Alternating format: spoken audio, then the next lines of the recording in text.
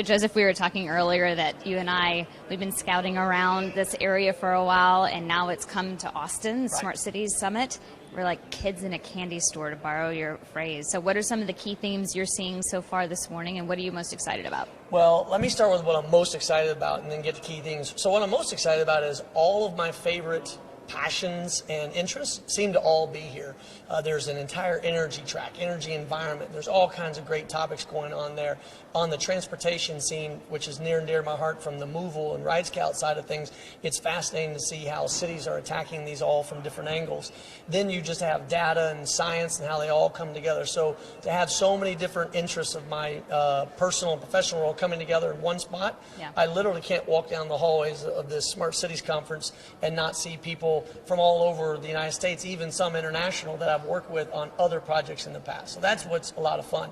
The takeaway, though, that I think is most interesting today is I'm really beginning to see a lot more discussion of opportunity and access towards upward mobility in life and society, access to jobs, access to education and training that allow people to lift themselves up from their status in life.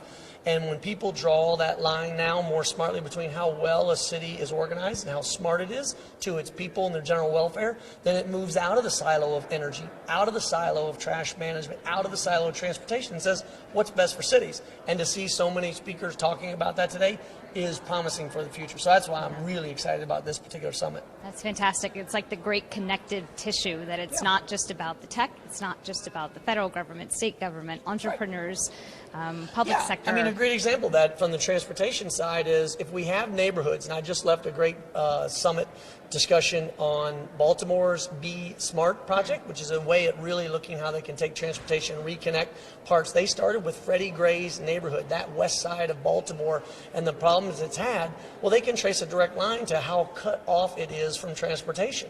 Reliable transportation, streets and sidewalks that are safe. And once we get that stitched back together again, I believe that'll help bring communities like that back into the fold.